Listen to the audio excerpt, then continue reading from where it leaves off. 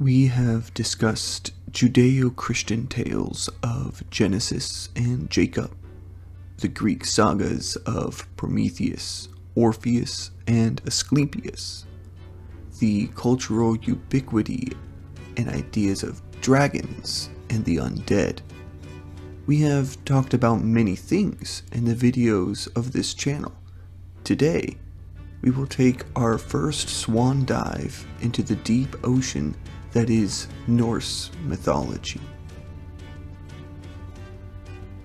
I will give a tale underlining the fragility of life, the inevitability of fate, and the tragic blind eye of Lady Justice in the lives of even the gods, let alone of mortal man. Today, we speak of the Norse god Baldur, god of light, goodness, and peace. Baldur, often described as the most beloved of the gods, was the son of Odin, the Allfather, and Frigg, or Freya, the goddess of love and beauty. He had many brothers, including Thor, Vali, and Haldir. Baldur himself was known for his exceptional beauty, kindness, and wisdom, and was loved by all beings in Asgard, the realm of the gods. However, Frigg had foreseen a tragic fate for her son. She saw his demise in a prophetic dream had by her and Baldur one night.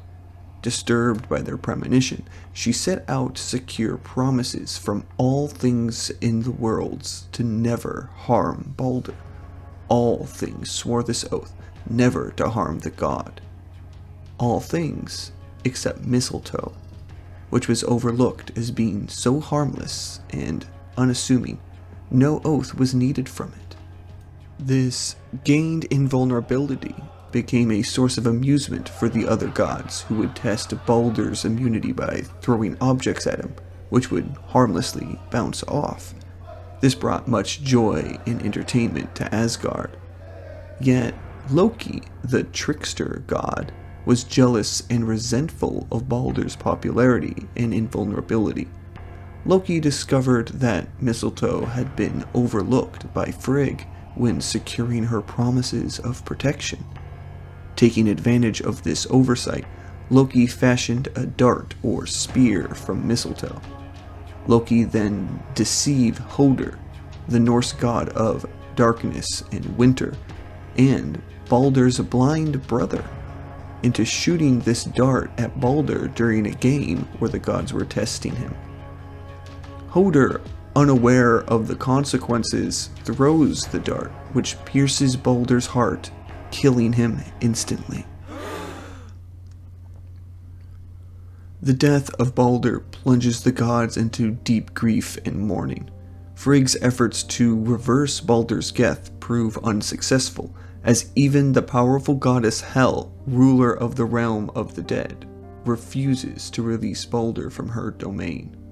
Baldur was to stay in the underworld until the end of days and Ragnarok had its time. Odin, in his anger and grief, birthed the god Vali to hunt down and slay Hodur in revenge. Later, Loki's deceit was discovered, and as his punishment was to be lashed to a rock, a snake poised over him, dripping caustic venom on his body to cause Loki immense pain and agony.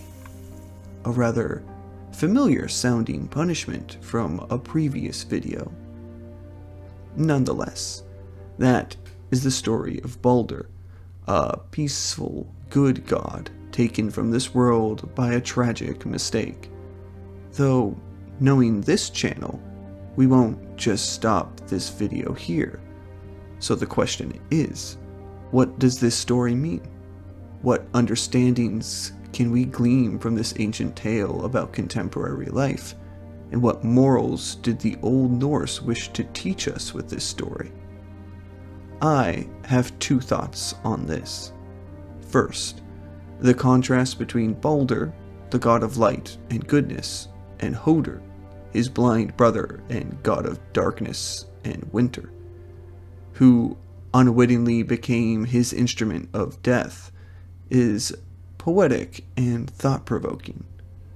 The fact that the embodiment of goodness and light is slain by the god of darkness is one thing. The fact that light and goodness is killed by the blind is another. It highlights the irony that such a beloved and seemingly invulnerable figure could meet his end through a tragic twist of fate, orchestrated by jealousy and deceit. The blindness of Hodor can be seen not only as a physical trait, but also symbolically as a metaphor for ignorance or lack of foresight.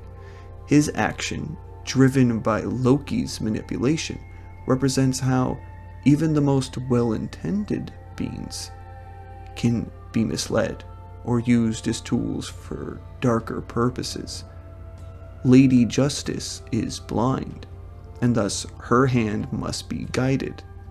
And evil can be woven into the universe if the person guiding that hand wishes it to be done. It underscores the vulnerability of goodness and the unpredictability of justice in a world where deceit and malevolence can influence outcomes. Furthermore, the myth invites reflection on the nature of justice itself. Despite Baldur's innocence and the efforts of Frigg to protect him, fate ultimately dictated his demise. This aspect of the story challenges the notion of a just and orderly universe, reminding us that even the gods are subject to the whims of the universe and the consequences of their actions.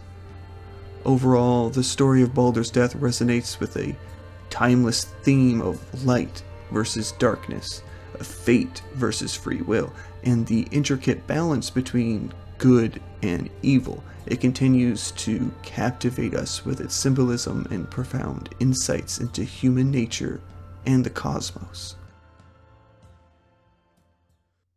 Secondly, there's the connection between Baldur's death and Ragnarok. Baldur's demise is considered the first in a series of events that ultimately trigger Ragnarok. His fall sets off a chain reaction of grief, anger, and upheaval among the gods and beings of the realms. The murder of such a beloved god destabilizes the delicate balance of the cosmos, leading to increasing discord and tension among the gods, and ultimately paving the way for the apocalyptic events foretold in Norse prophecy. Symbolically, Baldur's death represents the beginning of a descent into chaos and darkness. The death of light and goodness marks the start of a period where the forces of chaos and destruction gain momentum, gradually eroding the order that once defined the world. The blindness and unwitting nature of Hodor's act, influenced by Loki's cunning, symbolize how a single moment of darkness and betrayal can set in motion far-reaching consequences that unravel the fabric of existence itself. Moreover, Baldur's death serves as a reminder of the vulnerability of goodness and light in the face of malevolent forces. It underscores the precariousness of peace and stability, suggesting that once the forces of darkness gain a foothold, they can spread unchecked, leading to catastrophic consequences for the world and its inhabitants. In this sense, Baldur's death encapsulates a profound moral and lesson within Norse mythology: the fragility of goodness and the ever-present threat of chaos and destruction lurking beneath the surface of existence. It emphasizes the interconnectedness of all things and the potential for individual actions, however small or unintentional, to precipitate monumental shifts in the cosmic order. The story continues to resonate as a timeless reflection on the nature of existence and the enduring struggle between forces of creation and destruction, of light and darkness. So, what do you think?